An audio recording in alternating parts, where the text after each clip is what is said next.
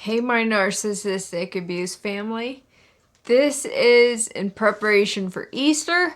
I totally appreciate and respect that not all of us celebrate Easter, but for those of us that do, this is applicable actually for any upcoming holiday or special occasion. Narcissists see these as opportunities to try to cause a scene, make a problem. Narcissists are addicted to drama, and when I've made I've made a conscious decision to eliminate these toxic people from my life, and I'm thrilled about it. I have no regrets whatsoever. My only regret would be not doing it sooner.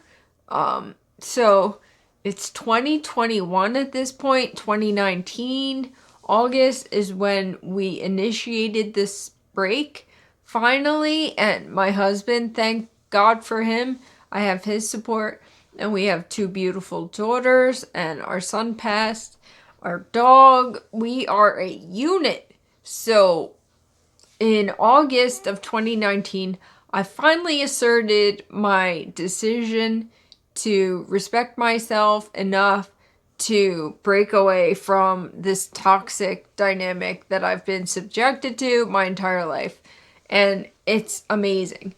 But of course, the toxic duo lashed out like caged animals and wild animals trapped in a corner. That is the equivalent to how these people responded. They don't like it. Narcissists are obsessed with control and having the upper hand. So when anything changes to challenge that, they freak out because they're immature on every level. And, by us harnessing no contact to our advantage to protect ourselves, that basically they view it as us having the upper hand, us taking things into, our control. So they absolutely hate it. They hate everything about it because they don't like. I was a black sheep my whole life, and they always had free reign to me. I was always like, oh, that's my mother, that's my father, they should have free access to me, these people allegedly love you unconditionally, so why wouldn't they be a welcome part of your life? When you realize that they're narcissists, they have absolutely no place in your life. So they lashed out at me. They said unforgivable things. And the most ridiculous part of everything is that they blatantly deny the things that they said. Like, third parties that we've interacted with say, oh, she said she didn't say that. Okay, whatever narrative you want to forward to victimize yourself, vilify me, go ahead, man. I don't care. Keep it. I'm happy. Like, the bonus to everything is just not dealing with these people. It's glorious and amazing. So I'm talking about Easter's coming up, and I'm super thrilled about it. Last year was our first Easter as a family, my husband, our kids, and I. It was super awesome. We did our own thing. Last year was the beginning of the pandemic, so everyone was kind of isolated, so we didn't have anyone over. And again, this year it's kind of the same thing.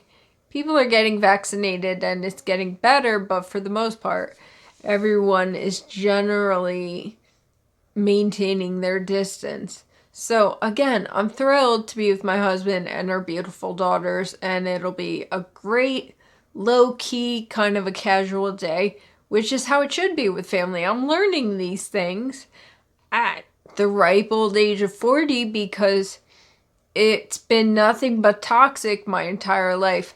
Holidays were something that I always dreaded because who wants to be covertly cut down the entire day. You know, it's like you're dodging bullets left and right. These people are always trying to take shots at you to put you down somehow, to elevate themselves. It's not a healthy dynamic, to say the least. This is what a toxic, narcissistic family looks like. That's absolutely what they do. So I appreciate that not all of us are able to distance ourselves from the toxicity, from these awful people. Always bear in mind your top priority is yourself, is establishing your boundaries, maintaining them, whatever that means. And obviously, like, I know what it's like to still be in contact with these people. And my goal would be to just create the least amount of resistance, but still maintain your self-respect. So what that looks like is, you know, you can gray rock, you can just yes and no them to death all day long. Really short, perfunctory answers to anything they might ask you, any digging that they're trying to do to get into your business. So say yes or no, you know, nothing more, nothing less. And that's going to aggravate them. So you give them just enough, you know, safe, give them information that is kind of benign, like nothing significant, nothing that they can do anything with, or, you know, take a side or whatever. Just, what's coming up for me, this is how I put this on my Instagram, you guys might know. So our youngest daughter is going to receive her first communion, and the narcs know this, so they're sniffing around trying to get information. And as I've established numerous times before, narcissists love to hide out in religious organizations because in their deluded minds, it absolves them from all their malicious and awful behavior and the terrible way they treat others. But I'm a good Catholic. That's my example for my narc mother. You know, she is like Saint narc. You know, she's a self-proclaimed model Catholic. You know, she goes to church for every feast day, every Sunday. They're in the same pew. But of course, they're the biggest hypocrites you'll ever meet.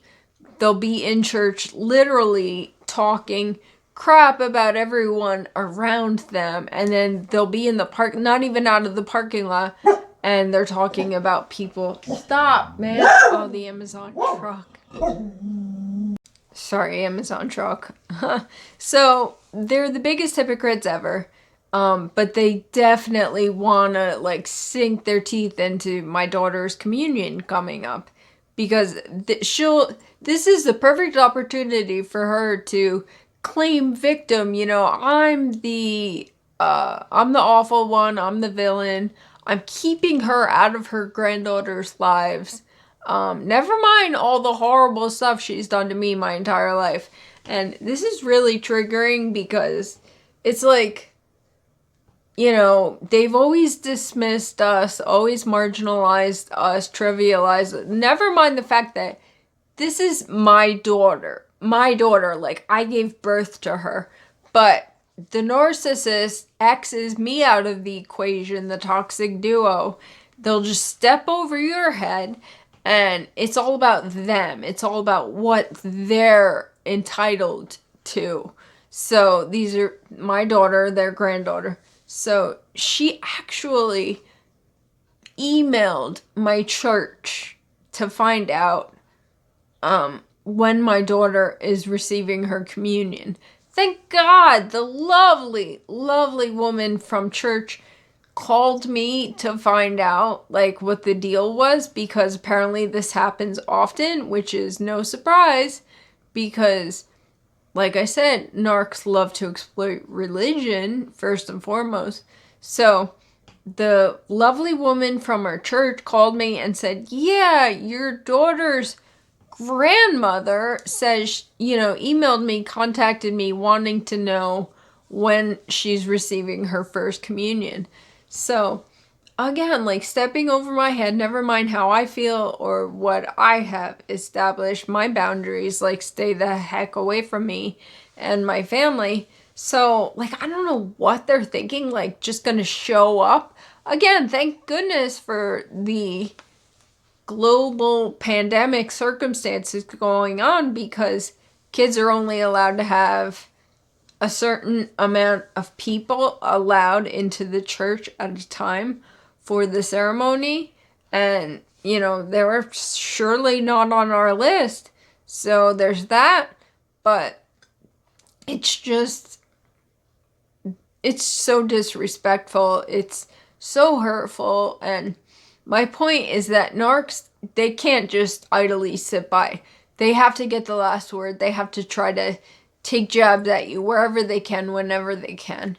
So, if there's an upcoming special occasion or a holiday, expect them to try to do something to upset you, to get to you.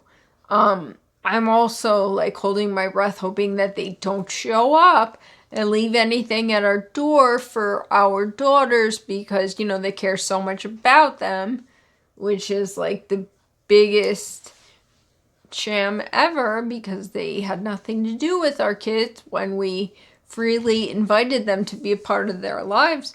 But now that it's not on their terms, they're just going to kick and scream and do whatever they can to cause problems, because they love drama. They love eliciting responses from you. They love to get under your skin to upset you in whatever way they can. So expect it and brace yourself for it.